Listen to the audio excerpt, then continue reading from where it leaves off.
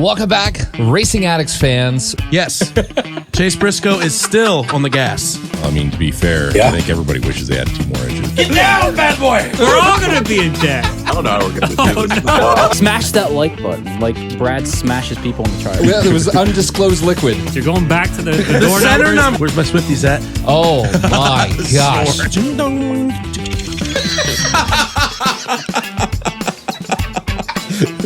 And just like that, we're off the rail.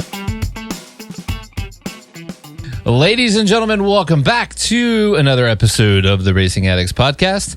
I am all by myself in the studio. I'm clearly with all my friends because there's nobody here, but I am joined remotely via the interwebs by Senor Kevin. What up, homie?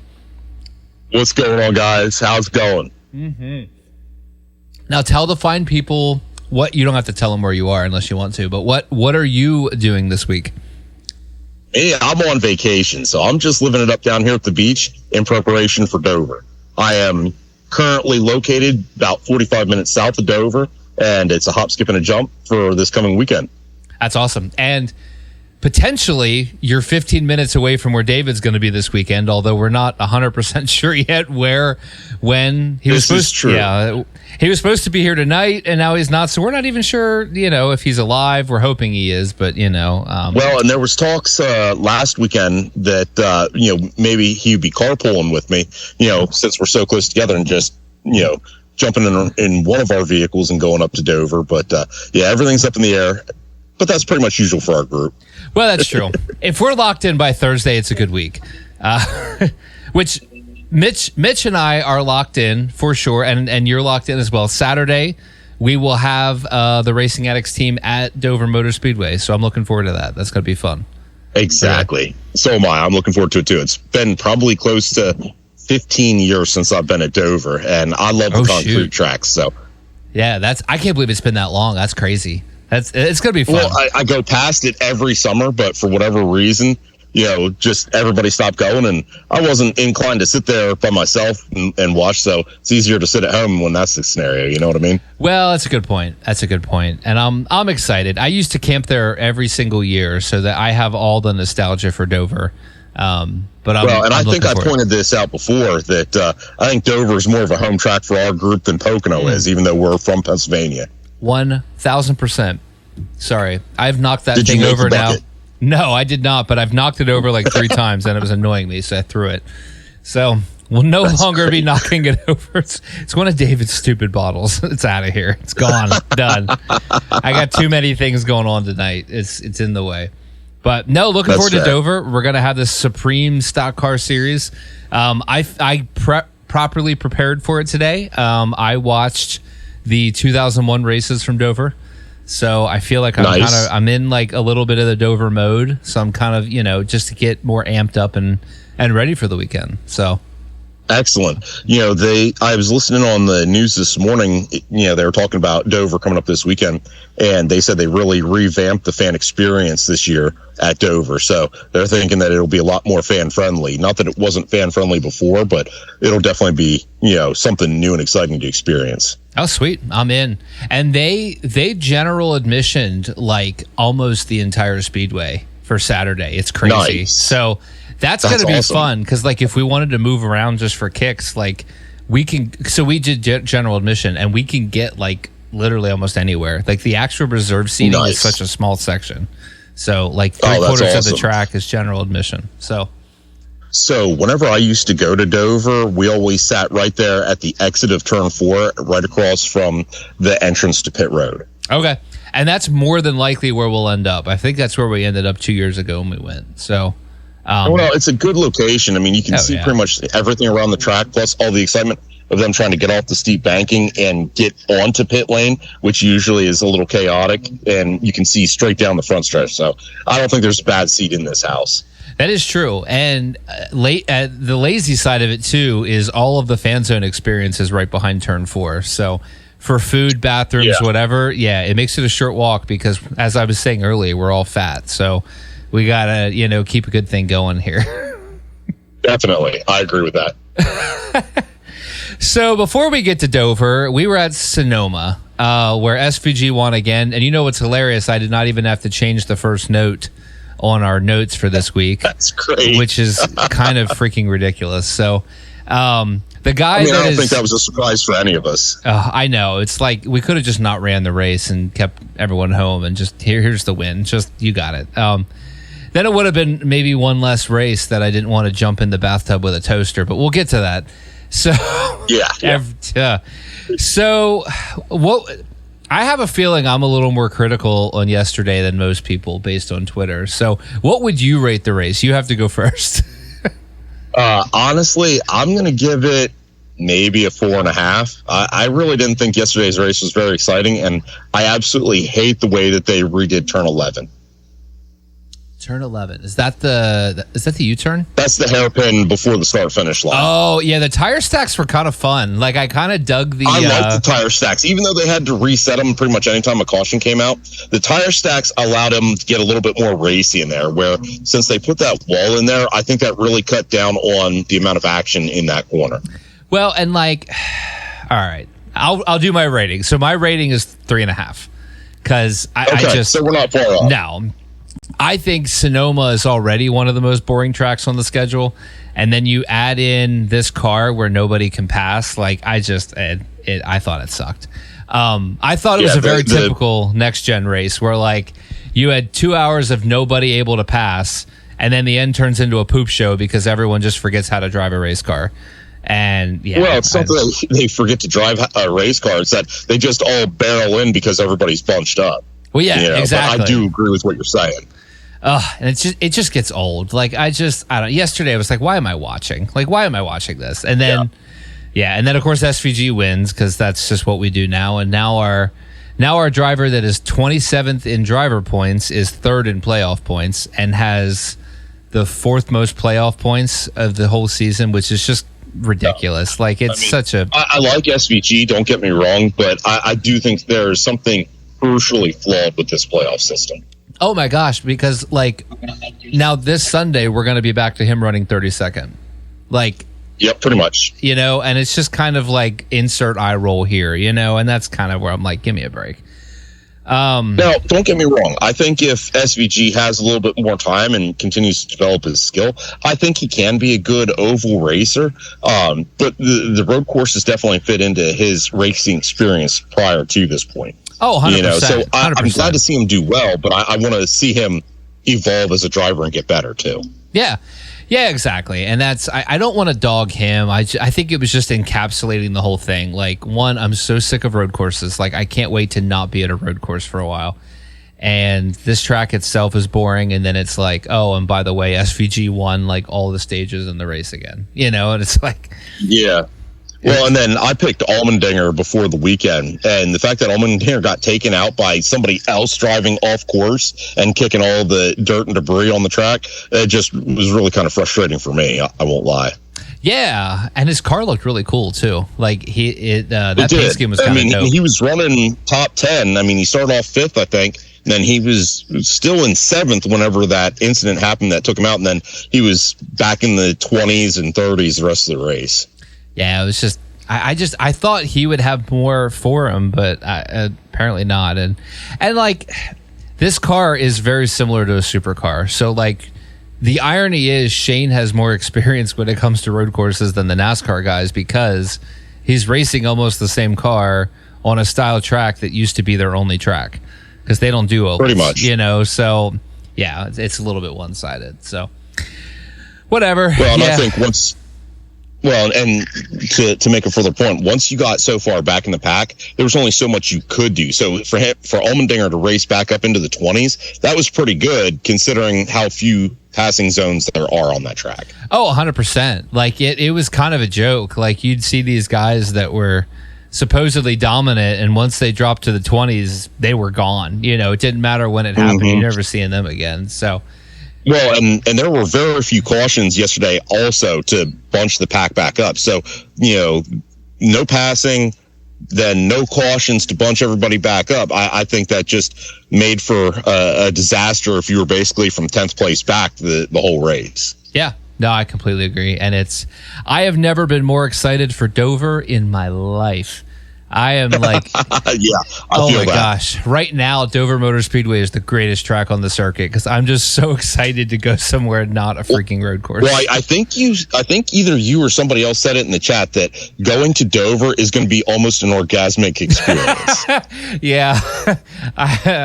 Yes, one of us did say that in the group chat yesterday. We're not going to incriminate any individual people, but yes, that happened. So, and I agree with it. So, but we did have some entertainment towards the end of the race. And I would like to just publicly, Josh Berry.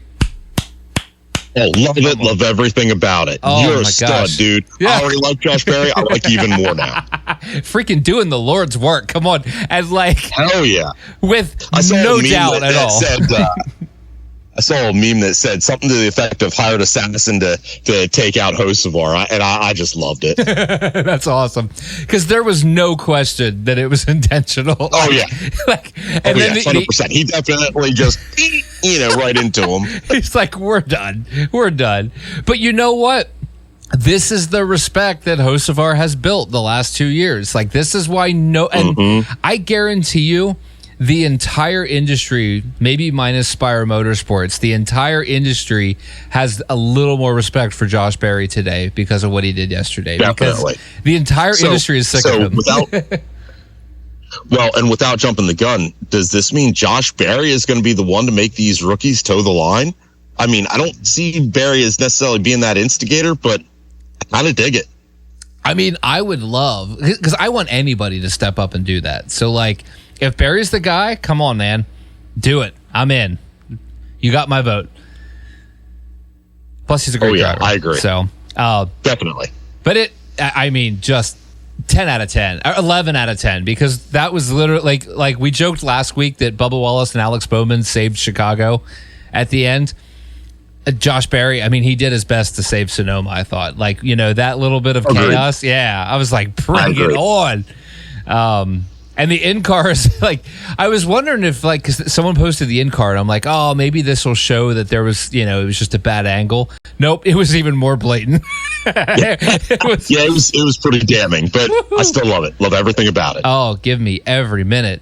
And then we did have some controversy, which I assume you got a chance to see, and I've seen a few replays now, so I'm even more verified. I don't know if that's the right term, in my opinion, but we had Ty Gibbs and Brad Keselowski get together on the track, and then it appeared that Ty Gibbs took a swing at one of Keselowski's crew members as he was coming to pit road. So I don't know, did you have a thought on this? I have lots of thoughts, and the big thing is I want somebody to punch that Silver Spoon kid in the mouth and knock him down a few pegs.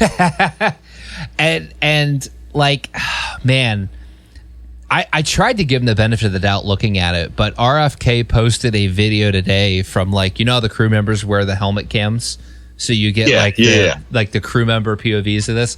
Well, they posted it from the guy that almost got hit, and you can see that the 54 is on, and I'll post this video when we do a social clip, but you can see the trajectory the 54 is on to get into his pit, and right before he gets there, you see the car make an extra left-right. Yes, so, like, he turned it in a little extra tight, and I'm not saying he did it maliciously, but there is a rule that you're not supposed to drive through pit stalls before you get to yours. Now, you have to swing in. I get that, but at the same time, I also think that he didn't have to take such a hard angle and hit that pit crewman for RFK. Yeah, 100%. And it just looked, and it's very Ty Gibbs-esque, because not only have we seen his little temper tantrums before, but don't forget, he did this exact thing to Eric Jones. Was it last season, I think? Or the season before, he did it to Eric Jones. Last year or 2 years ago. I forget which, but I do remember it. So, like, it's not out of character for him to throw his little temper tantrum, Never mind that if his last name wasn't on the building, he'd probably be fired by now, Oh, yeah. Well, and here's something, to play devil's advocate a little bit. Ty Gibbs had a good day yesterday, and this is the type of dumb stuff that he does to kind of taint that. Oh, 100%. And like he loses his mind. I mean, we saw it firsthand at Martinsville, you know. And then he preaches God this and God that. Not that I have anything against religion, but you know, he doesn't in the way that you're supposed to if you're following the Lord's teaching. Oh, 100%. And like we've talked about that before, that's where I get more irritated because like I can't stand, and Chandler Smith is the number one offender right now, that he runs over half the field and then gets out and he's like, I just want to thank God. And I'm like, shut up. And I feel the exact same way about Ty Gibbs. Like Justin Allgaier, even when I met him, I kind of made a joke about that and he kind of reciprocated, you know, like, hey, I'm trying to actually represent the Lord on the track. I was like, exactly. Yeah, my boy. Justin, you're locked in for life, man. Definitely. But yeah, I mean, I guess what's hard, it's going to be hard to prove intent, so I don't feel like anything's going to come, but I think those looking at it with common sense are going to pretty easily be able to see. I don't know how you don't see it being intentional when you look at the replay from the RFK cam, because you see that extra juke like right in front of the guy. And then I don't think there's anything enforceable though. That's the only downside. No, I mean, other than just well, and it's an opportunity for RFK to do whatever they want to Ty Gibbs the rest of the season with no repercussion. Like in my head, that's what they now have been given. Like, I feel like Ty Gibbs has opened it up to where, like, if he's in Ryan Preece's way next week, send him. Oops. Who cares? Sorry. You know? My brakes failed. I can't help it. I made contact with you. Sorry, bud. Yeah. Or side swipe him coming into pit road. I was just trying to make it in my stall. Sorry, buddy. Yeah. So, and obviously, we don't want any crew members getting hurt ever. But if we wreck the 54 car, I'm okay with that. I think that's totally acceptable. Definitely. Agreed. Well, I mean, it's pretty frequent that car gets wrecked anyhow. So, I mean, what's RFK helping it a little bit? Yeah, it's just expediting the process rather than waiting until the third stage. Let's just get it done right off the start. You know? Yeah, one less hazard on the track. Gosh, come on. So I'm really anxious to see. I feel like most of what I've seen on Twitter is pretty uniformed on this. Like, I haven't seen a whole lot of people that are like defending Ty. So I'm kind of curious to see as the podcasts come out this week, sort of what the narrative is, because I don't see Ty being innocent at all in that situation. So it'll be interesting. Yeah, even setting my feelings aside, it looked pretty egregious. Again, I don't think there's anything officiating wise that can be done to change the situation, but it will be curious to see how the rest of the season plays out now. Oh, for sure. Moving on, the next thing on my list, John Hunter Nemechek doing John Hunter Nemechek things. He bowled for Larson and Blaney with 3 laps to go. What's funny, I switched from my phone to my Apple TV in my living room, and the Apple TV defaulted to the Altcast, which I literally didn't realize it until 5 minutes in, which was kind of funny. I was like, wait, why am I hearing Jeff Burton? And that's when I realized I was on the Altcast. And the Altcast that's funny. Is a totally different camera feed, which I also did not know. I just assumed they had the broadcast with them talking. But it's like all in-car cameras that they bounce between. So they were on John Hunter Nemechek's in-car, and I'm like, he's not going to make the corner, because you could see like everyone's slowing up and his car is not slowing down. And I'm like, he's not going to make this corner. And sure enough, pow, right in the back of the 5. And I'm like, dude, come on. Like, why is this you every freaking week, man? So I've said this before. I have absolutely no love for John Hunter Nemechek. Usually, those multi-generational drivers I like to see do well, and I want to see the name continue. Yeah. But John Hunter Nemechek is such a tool bag. I want to see him out of NASCAR altogether, because I don't think he brings anything. He's an idiot. And I kind of feel the same way. And, you joke about the generational thing, because I feel like every time you see a generational step, they improve. Like, it's very rare that there's a generational step that goes backwards. Like, again, like Scott Riggs, Lane Riggs. I feel like Lane is on a pathway to surpass his dad. Definitely. And, like, team bias, but I mean, stats are stats. Ryan Blaney has definitely surpassed Dave Blaney's NASCAR success, and certainly. Now the Burtons, that's a little bit debatable, but I also think there's equipment issues there.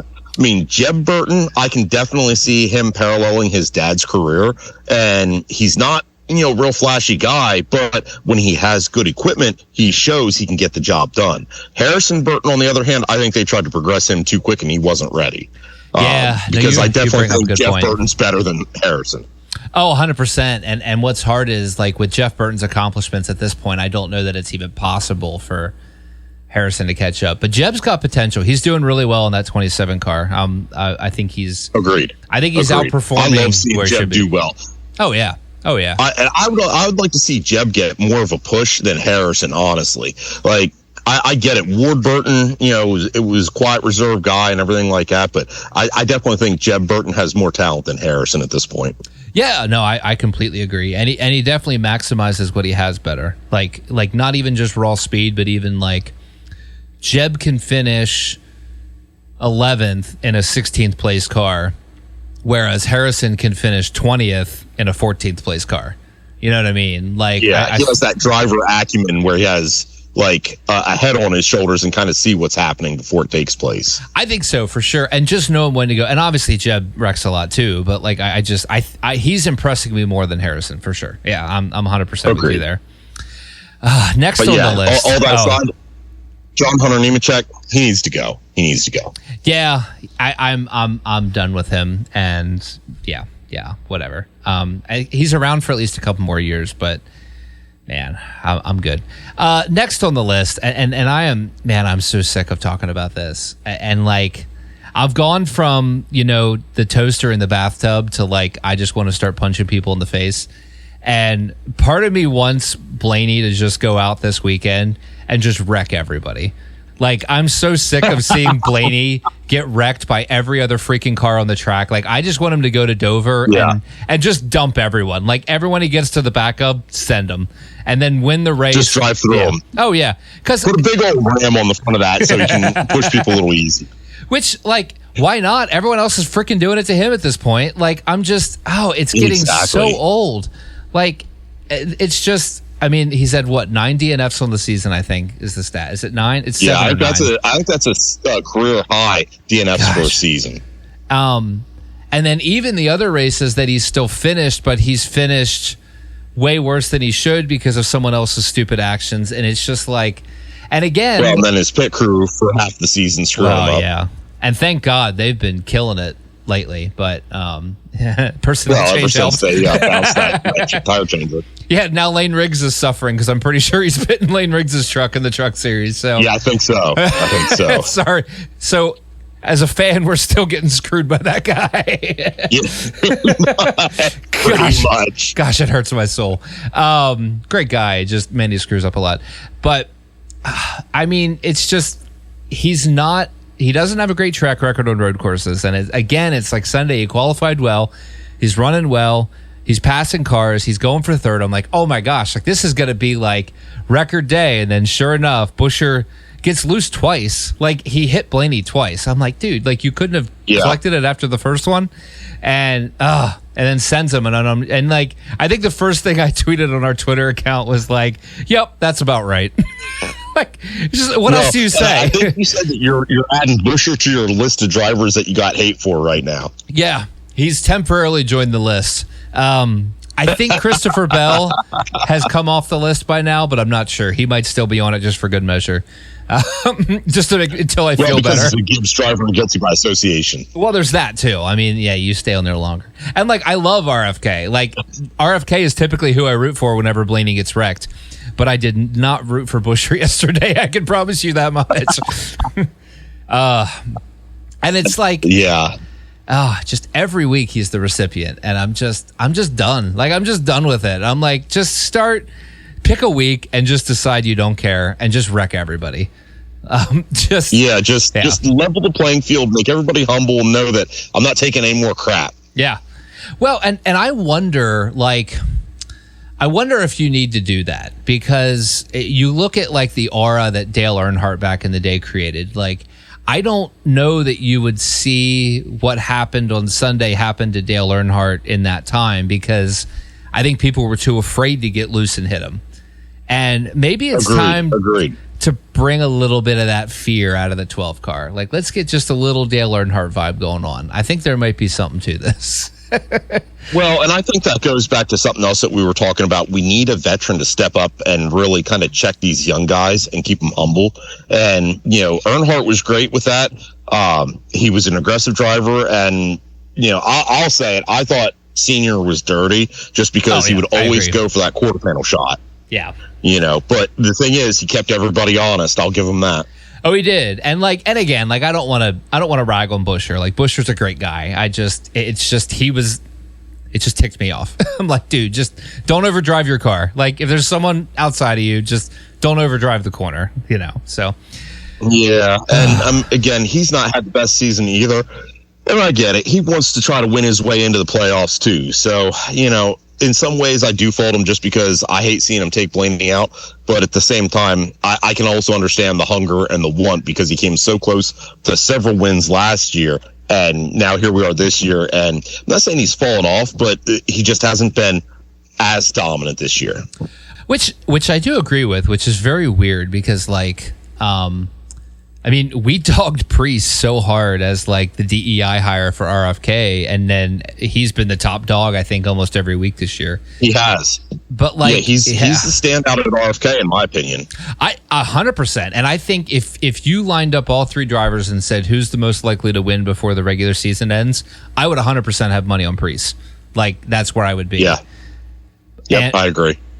And it's unexpected because Buescher has kind of been the flagship car for 2 years now. So it is weird to see him sort of in the state that he's in. So. Mm-hmm. Now, do you think, and this is just speculation, but do you think that because of them putting on that third car, they wanted to do that hard launch and they're making sure that Priest is getting the best equipment and now Buescher's getting the mid stuff? Man, I don't know that I'm willing to go quite that far. I feel like the 17 has never really had speed. They have, but they haven't had holy crap speed. Consistent speed. Yeah, I feel like their biggest thing has been execution, because Buescher last year was the guy that was sorry, high limits just started the heat, so I got a little distracted. Yes, I have the high limit race on down here. It's all good, buddy. It's all good. But Buescher was always the guy that they weren't great on speed, but they would execute and somehow finish top 5 or have a shot at winning. And overperform. Right. And it feels like either they're not executing as well or other people are executing better, because I feel like their speed is ish about where it was. So whatever, that's just my thoughts. And I invested about 30 seconds. Do you think it might be like a sophomore slump now because they did have a little bit of success last year? Well, there could be, and it could be a pressure thing, because I think all of NASCAR media last year had Buescher as the guy at RFK. So, it definitely could be a pressure thing. That's true. And there's a lot to this world that's mental. It's crazy, man. You would think speed is speed, but man, the mental side of professional motorsports is freaking wild. So, and you kind of see it more and more. There's no doubt about it. Oh, there's no doubt about it. That pressure to win in heat. Yeah. Sorry, what was that? Oh, Brad Sweet just won the second heat, in case you're curious. Brett Marks finished 4th. I missed the first heat, apparently. I thought it said heat 1. It said heat 2. So, so now we're down to our bracket challenge. And I've barely given this effort just because I think the schedule that they line this up on is kind of a joke. And we're kind of seeing the fruits of that right now. But I just had to at least mention it. Our Elite Four, I think that's the verbiage they use, the Elite Four, or maybe they used Final Four. It might have been Elite 8 the week before. So our Final Four in the bracket challenge. So this is supposed to be the best of the best. These are the guys that have dueled it out, and they represent the Cup Series in every way possible. Is John Hunter Nemechek, Ty Dillon, Tyler Reddick, and Ty Gibbs, which it is funny how many ties there's in there. But are we freaking serious? This is our Final Four for the Elite Bracket Challenge in the Cup Series. Oh my gosh! Wow! And notice it's all Chevys and Toyotas. There's no Fords in it anymore. Well, they all got wrecked in Atlanta. I think like every Ford. That's the truth.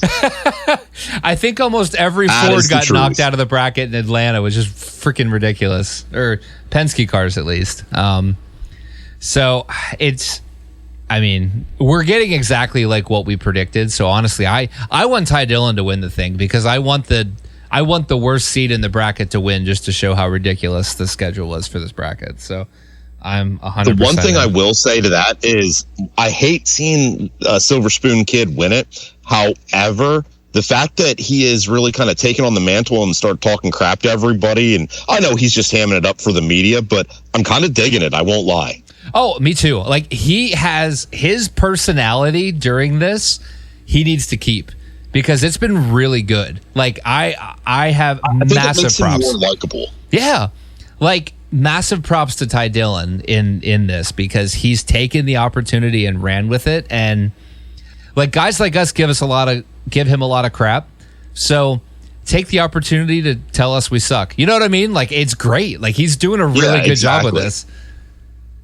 Well, and I think he took a page out of Dennis Hamlin's book, The Five Knuckle Shuffle, because he kind of started this earlier in the season saying, "Oh, I beat your favorite driver," and now Ty Dillon is kind of taking up that mantle, and I'm kind of digging it on Ty Dillon. I'm not going to lie. Oh yeah, again, like he's knocking it out of the park. Like he has done absolutely nothing wrong the last 2 weeks, and I kind of want 3 weeks, however long it's been, and I just want him to win it at this point. Like I want Ty Dillon to be the bracket champion. So bring it on, baby. Bring it on. Next up, Xfinity. Yeah, that's what I'm rooting for too. Perfect. Lock it in, baby. And we know Mitch already picked him to win, so we know where Mitch stands. I mean, I like Reddick, don't get me wrong, but just because of the personality side of it is winning me over. Well, and let's be honest, out of that four, Tyler Reddick is the only successful. Yeah, and he's the only successful one. Like, he's the only one that's won races, done stuff. So it's like he's almost the boring pick because it's like he's good. That's true. He's the safe pick out of the four. Sorry, I got distracted by high limits again. Yeah, I had something else to that, but I don't even remember what it was. So, moving on. Connor Zilisch out-duels SVG on Saturday. Dude, that was such a good race watching him in SVG. Mm-hmm. It was great. Like, I don't know that anything else happened on the track. I know it did, but, like, it didn't even matter. Like, watching those two battle each other and race each other really hard. Each other an inch. It was so good. And, like, so I gave SVG a little bit of crap after Chicago because I felt like he ran Connor in the wall off 2-1, whatever turn it was. And I didn't really like that. And I gained all that respect back and then some on Saturday because he got into Connor twice on that last run. And both times that he got into him, he backed off to let Connor collect it, and then he went back. Kind of correct himself. Yeah. Like, and he even said something in his interview, like, yeah, I got him a few times, but I didn't want to win that way. And I was like, all right, you just went back up a few pegs. Stand-up guy. Yeah, I appreciate that. Yep, so, I agree. And just genuinely freaking good. I mean, it was a really, really good race. And that Connor Zilisch kid, man, he is going to light it on fire if he continues to progress like he is. Oh my gosh, yeah, I'm excited to see what he does in the 99 car next year because that's going to be where the pressure. I hate that he's going to a Chevy. I won't lie. I know. Chevy locked up all their good. But Ford really doesn't have anybody coming up through the wings at this point. I mean, Lane Riggs is like the only one, and I'm starting to hit the panic button on Zane Smith because he's not doing so hot. Yeah, I think Lane's it. Now there's rumors right now. And I've seen it a couple places, so there might be something to it. But Penske might be starting a development program again. I assume that means they're entering Xfinity, or it just means they're another cup team. I don't know what they're doing. But the rumor is that they are going to be signing Carson Kvapil to a Penske Performance. So that would put another potential future superstar in a Ford. So it's just a rumor at this point. But I've seen it at a couple places. Have Connor Zilisch. Oh my gosh. I mean, Connor Zilisch is like, he is Kyle Larson 2.0, I think. Like, he's legit. Yeah. So I'm super excited to see what he can do. I almost hate that he's going to a cup car because he's way more entertaining in Xfinity, but Maybe they'll fix the Cup car eventually.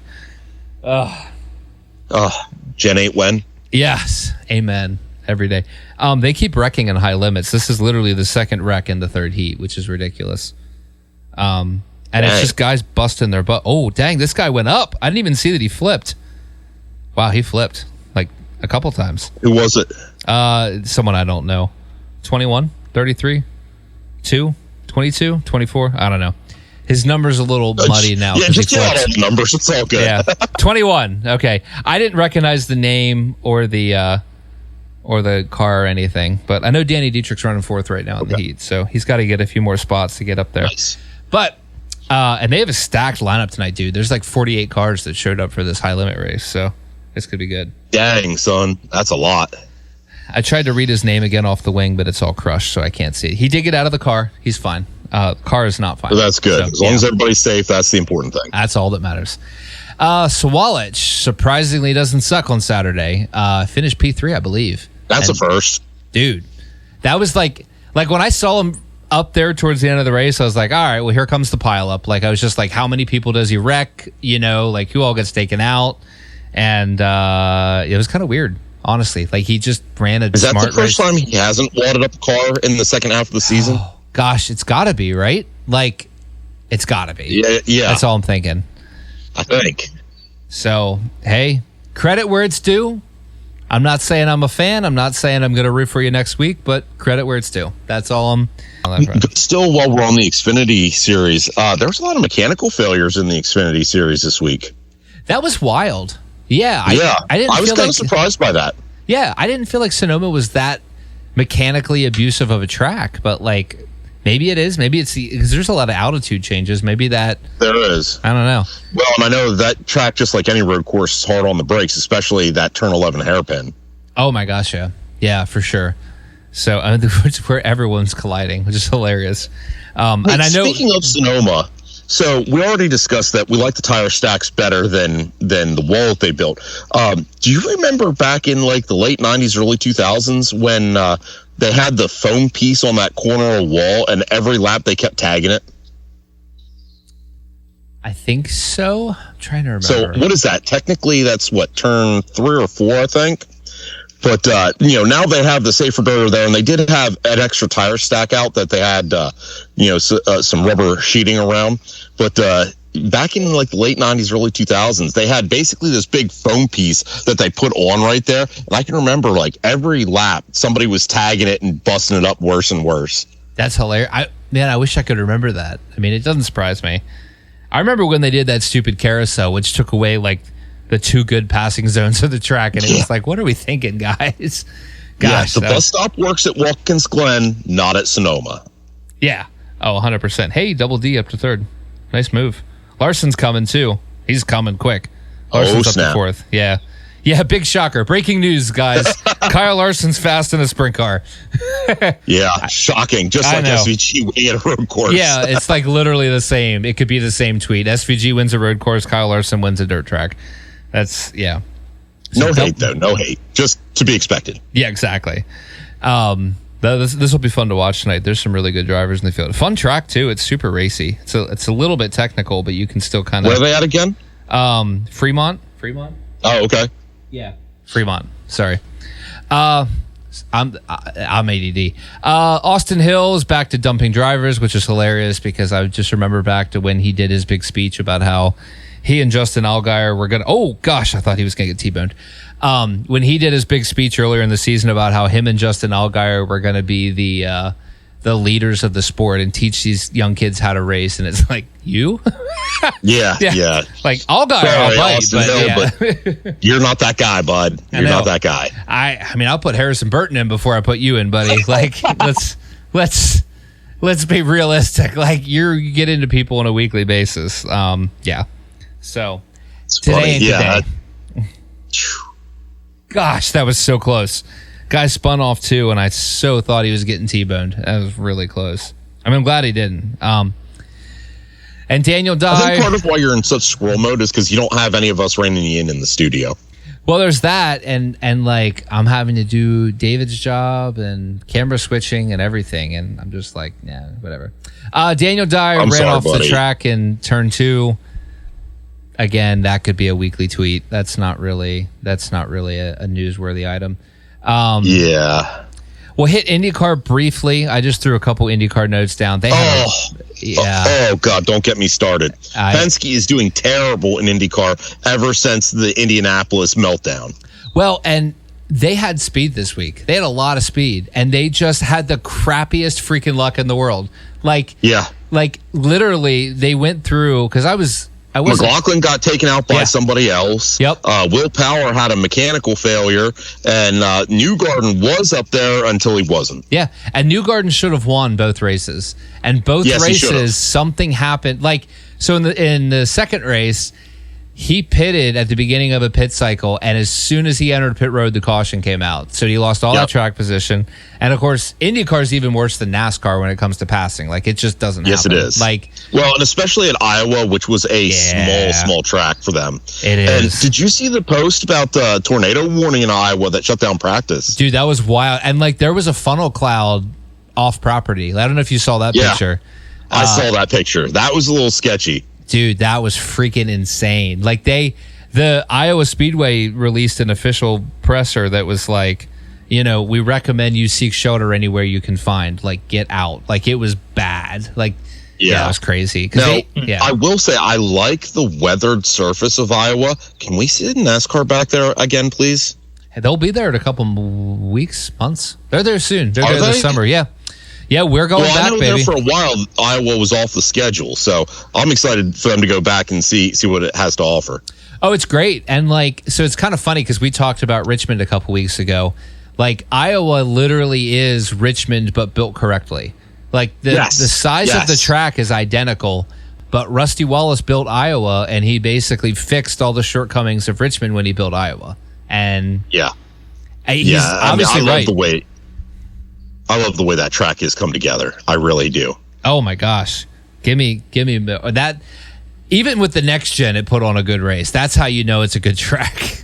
Right. Exactly. But man, the Penske freaking curse. Like, it must be Blaney, Newgarden, and McLaughlin all just, I don't know if they peed on a horseshoe or like what the deal is, but like, so Newgarden had like 4 things happen to all work against him, and he's still finished, I think, 4th in the first race and 2nd in the second race or something like that. Like, I think you have that transposed. I might have it backwards, but yeah, he was 2nd on day 1, and I think he was 4th day 2. That must have been it.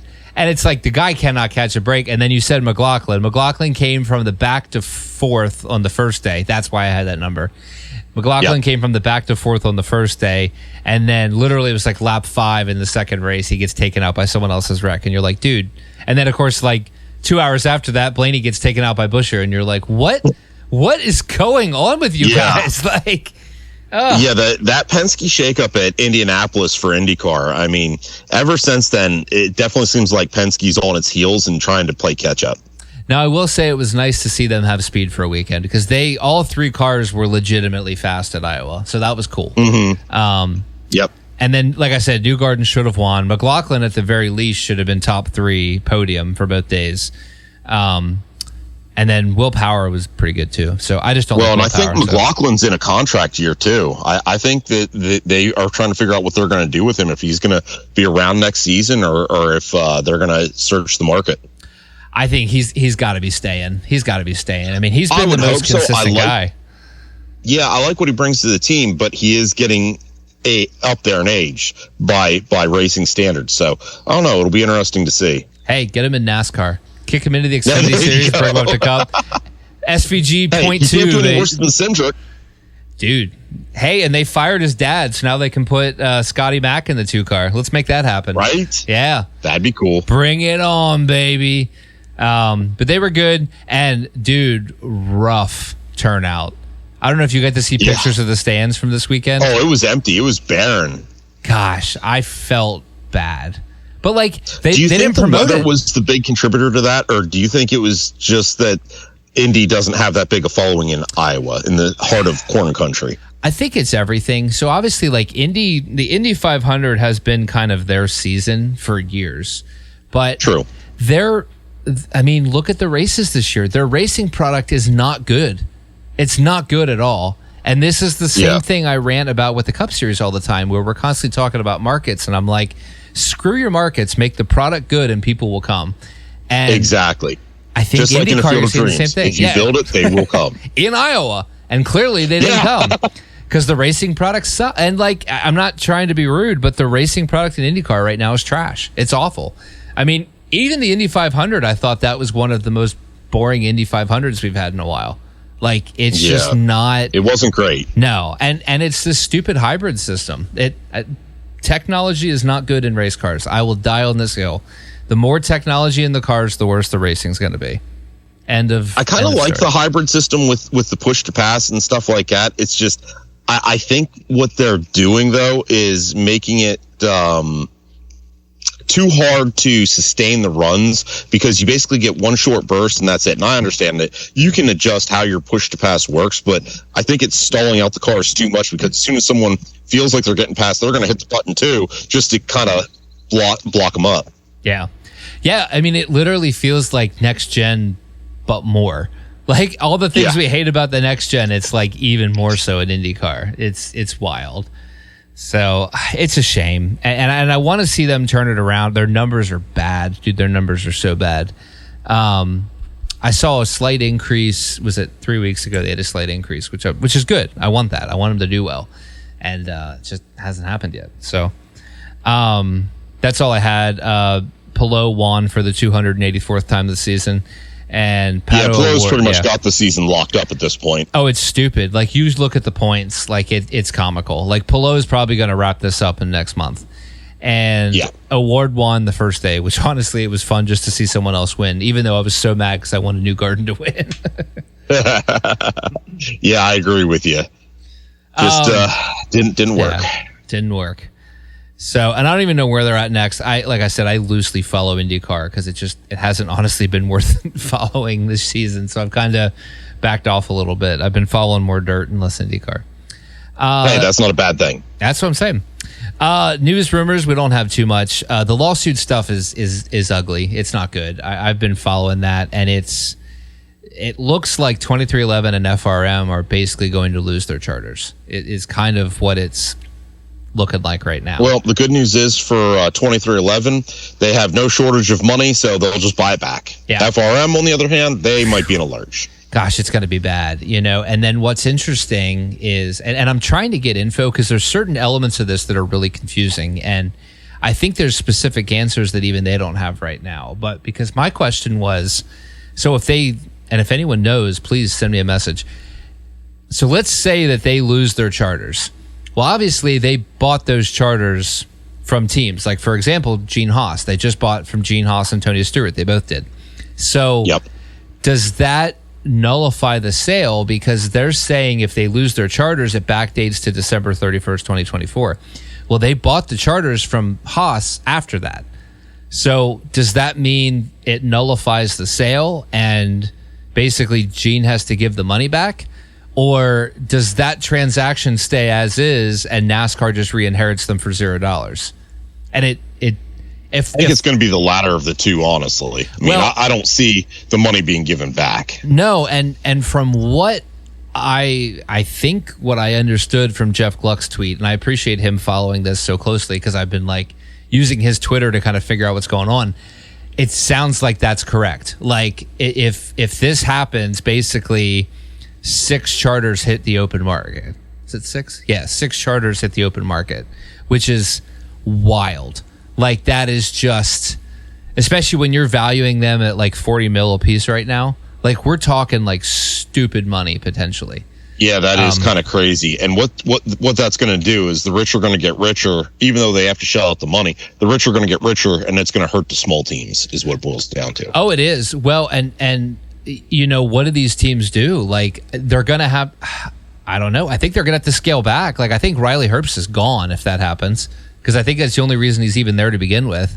So, yeah, if that null and voids his charter, like, I just don't know. And I hate it. And honestly, this whole thing started because NASCAR were idiots.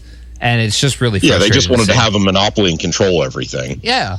And it was the whole, you have 2.5 hours to sign this or you lose your charter bull crap. And it's just stupid. And now it's like, you got people that are spending all this money in the sport, and they're probably going to be burned out of it. And I haven't 100% agreed with everything that 2311 and FRM have argued for. Like, I feel like they've been overstepping a little bit, but I think if you go back to what originated this, I feel like they're in the right, and that's just my opinion. But it's ugly. I just don't like it, and it's not going to end well. So.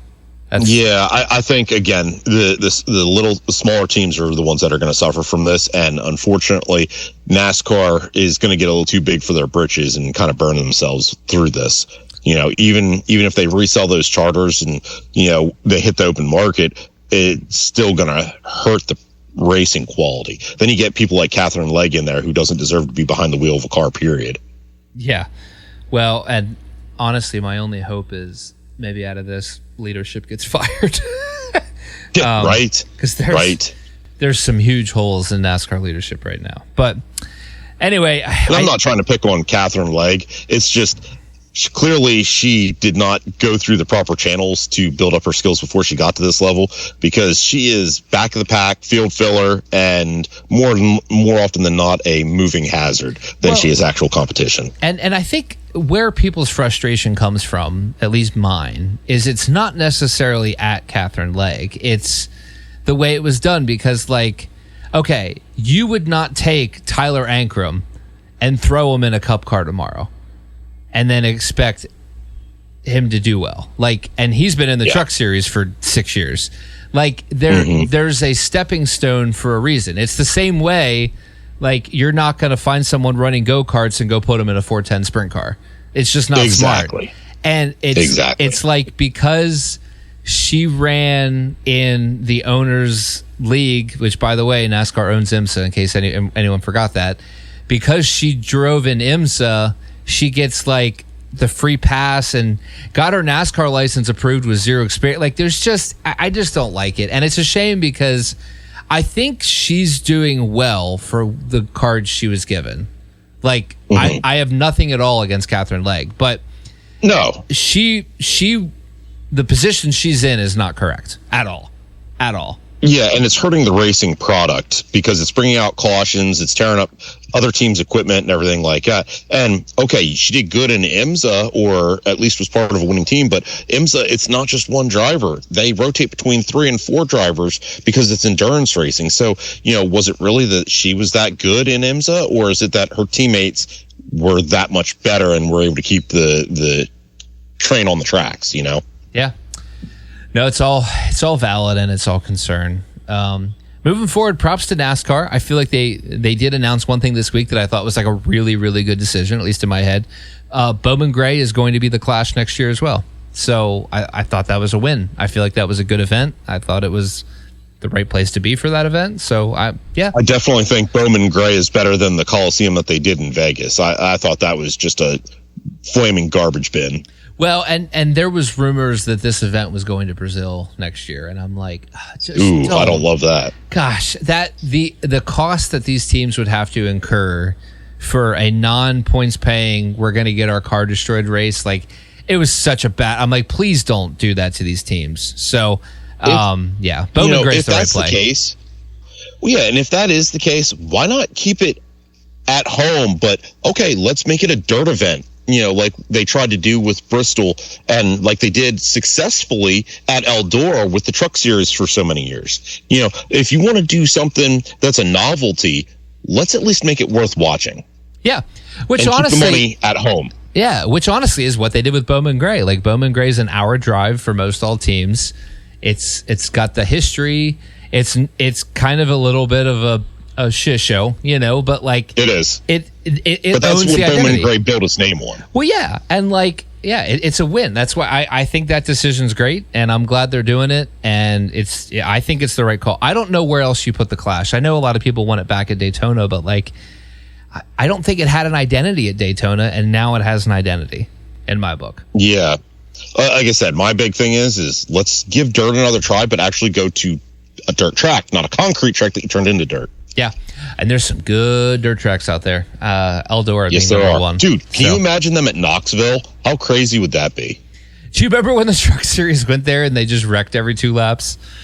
I don't know. It was bad. Once they got going, it was so good because of the high banking and touching off the wall and everything. Yeah, it would be fun. I would not mind seeing that again. And then the last thing I had in news, Ryan Truex will be racing in the Xfinity race on Saturday. That is great news for Mitch that he gets to see his boy race. And yeah, I'm excited for it. I like Ryan Truex. I feel like he's a driver that really has never been in the best of equipment, but whenever he is in decent equipment, he overperforms. Yeah, no, completely. So I'm excited for him. Chilling on a dirt road. I unfortunately did not get all of this updated. I did want to say one thing. You suck. I know. I'm sorry. All of this came together last minute. One quick correction on what we said last week. I did want to clarify this. The issue at port that we talked about with the fuel only was late red models. Well, no, not that. Oh, we were told it was we believed it was a fuel only red, and it was an open red. So actually, the adjustments made to the car were legitimate. So you can still blame the caution throwing and the red flag timing. But it was an open red, not a fuel only red. That was a misspeak by the announcer. So I thought I would just clarify. We make mistakes. We try to own them. So I feel like we're human. Yeah. And do you realize how much racing we watch in a week? Yeah, we're gonna screw up. It's gonna happen. So that's the truth. It's like a full-time job. I know the people with the 700 numbers in their Twitter handle that are adding us going, you guys are idiots. I'm like, shut up. What was the last time you did anything? Get over yourself. Hey, and we're full front, ahead with owning it. We are idiots, and we're very biased. And we own it. Come on now. That's right. High limits are happening right now in Fremont. Going to be a good race. Like I said, 48 cars showed up. And the diphead... I can't believe I wrote this. The diphead late model driver that went backwards and that is gone. So he might as well just sell everything. Dude, he's done, and every track in the area has banned him. Every track. Yep. The only one I haven't seen about was Hagerstown, Maryland. That's the only one I didn't see anything. The rest of them all piggybacked off port, and they're like, we'll back this up. He's gone. Yeah. So it's what is it? He's out for 2 years or a year and a half at this point. And then even at that point, every track has said it's probationary. So, if they don't feel like he's learned his lesson, they're just going to extend it. And I have no problem with that. I mean, you got to take a hard stance with this. I mean, he, even though they were going slow, it was still a safety issue. Oh, 100%. And then it's you just can't do that stuff. You just can't do it. And then the other guy, I don't know if you saw this clip last week, and I forget his name, and honestly, it's for the better because I don't want to give him too much credit. But he won the race, and he's in victory lane just MFing every other driver on the track. Well, yeah, there's no need for that. No, well, apparently the track banned him. Nice. Which is fantastic. He's MFing everybody, and the track was like, yeah, we're not doing that. So you're not welcome. We're not going to let this slide. This is not appropriate conduct. No, not at all. So I thought that was hilarious. That was worth mentioning. I was like, that's a W. So at Baps over the weekend, Kenny started 11th and drove up to 3rd. He had a fast car and he was really wheeling it. It's just ran out of time and didn't have any late cautions to rebunch the field. Tyler Wolfert was out front and just kind of ran away from everybody. Matt on deck, I believe, was second. And he was, running solidly second. And then, like I said, because of Kenny having to pass so many cars, he got up to 3rd. Johnny was running second for a while and then started drifting back a little bit. Things happen, track goes away. Maybe he was a little tired. Who knows? But, not a bad showing for the Edkin boys. And even Adam only went one lap down, I believe. So, solid weekend. All 3 cars went home in one piece. Nice. No, that's a win. That's great. That invert kills them because it does. So it does. I mean, but to be fair, the points leader, Scott Dellinger, started 12th. So, I mean, he was right back there with Kenny. I think he only made it up to like 6th or 7th, I think. Okay. And I get why they do it, because you got to make it exciting. Like if they lined up, well, and you got to make it fair for the slower guys too. Yeah, but it just sucks because it's like I'd rather just see them win every week. But we're biased, so you know I get that not everyone else wants to see that. Because I made the comment the week that we were there, is I was like, why did they bother running heat races? Like, there's no point. Because I saw Kenny got up to like P2 or P3 in the heat, and I was like, oh man, he's gonna have like a great starting position. And Cass is like, well, no, he's gonna start 12th, and I'm like, what? What's the point of the heat then? Yep. It's like, nope, he's doing too well. I don't understand how they do their inverts, but you know, we don't make the rules. We just got to play by them. Yeah, I feel like there's a better invert there. Like you can make it competitive while not totally screwing your people leading the points. But that's another conversation.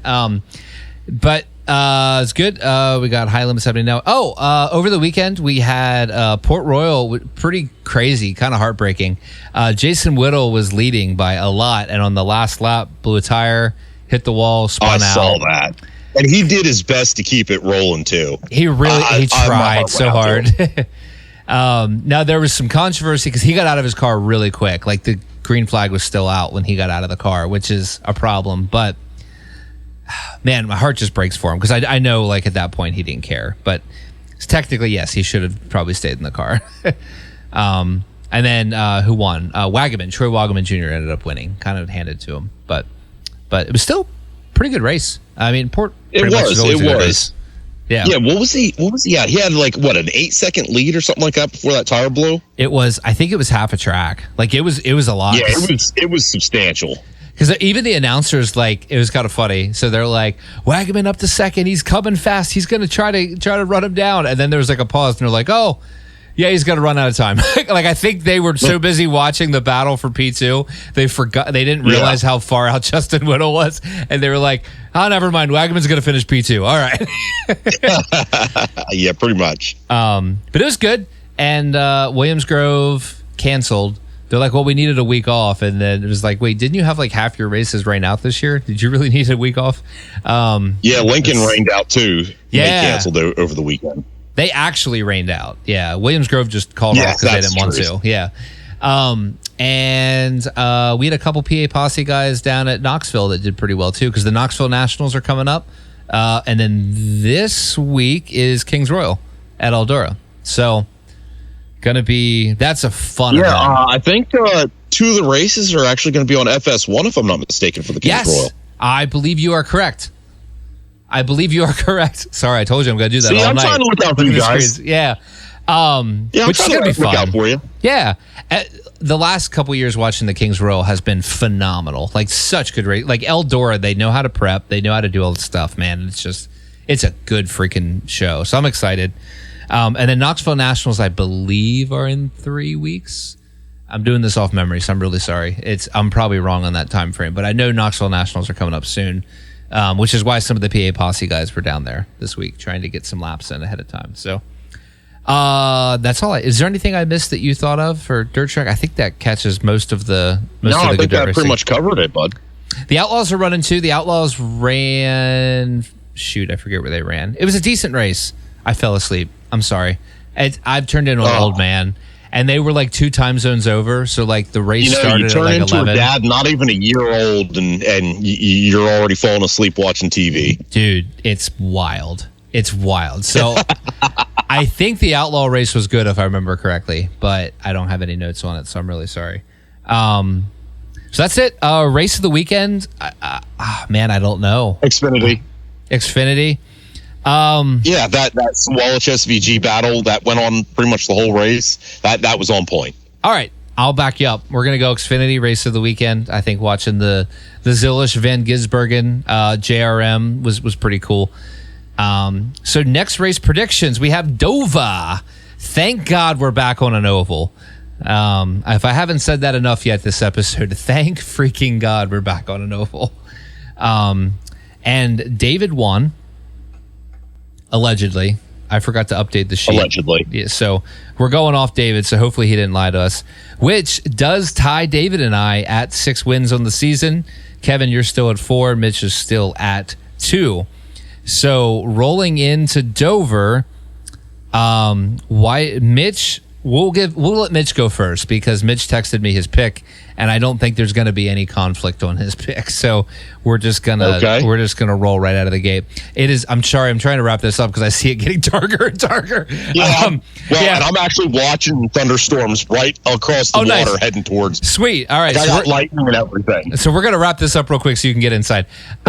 Mitch is going to take the number 10 car of Tyrone Dillon. He's calling him for the bracket, and he's calling him for Dover. So Mitch has got that. Wow. Okay. Yep. And I think I'm just going to let you go next because I honestly don't remember what order our picks landed in. So you're the guest. Well, I know mine was in the back because I had Allmendinger, and he finished back of the pack. I don't have the sheet in front of me, but do I still have Reddick available? You do not. You picked Reddick at Las Vegas, it looks like. Dang. Okay. Let's see here. I know I already picked William Byron. This is tough, man. This is really tough. Let's go with Briscoe. I like it, and he's got some momentum lately. I think that's a good. Yes, he does. That's really why I decided to go that route. I think Briscoe might surprise some people this weekend. Man, and I do not. Hey, he's gone. I don't trust Larson right now. I really don't. Like, he just hasn't been great. He's in a little slump. He is. So, shoot, man, I just don't. Let's just go momentum based. Eeny, meeny, miny, mo. Did I already take? You'd think I would prepare for this better. Tell you what, I'm looking at who's got a win to make it into the playoffs. There's a little extra pressure. And even though I just dogged him for part of the episode, I'm taking Buescher. Screw it. I'm going Chris Buescher. Oh, okay. Not a bad pick. And David, because he's not here, is going to take... Hocevar. No, you gave him Hocevar 2 weeks ago. No, it's just funny because he gets all flipped out about it. That's true. Did he already pick... Oh, he already picked him. Shoot, I was going to get him the other driver that he hates. Did he pick Logano? He did pick Logano. Let's give him Justin Haley. Did he pick Haley yet? He did not. All right. I don't know. David's picking Justin Haley. Good pick. So we got Tyrone Dillon. We got Justin Haley. We got... Shoot, who did you pick? And then... Yes. And then we have Buescher. So that's who we're going with for Dover. Boy, the end of the regular season cannot come quick enough for our picks when we get a reset because we are hurting on what we have available. So anyway... Thank you for joining. You are basically a silhouette at this point. You look like look like you're... I was trying to figure out if I could turn on a flashlight, but I couldn't figure it out. Well, you look like you have information on Hillary Clinton, and we have to like blur you out and alter your audio as you talk. You know, like I did not know anything about what happened.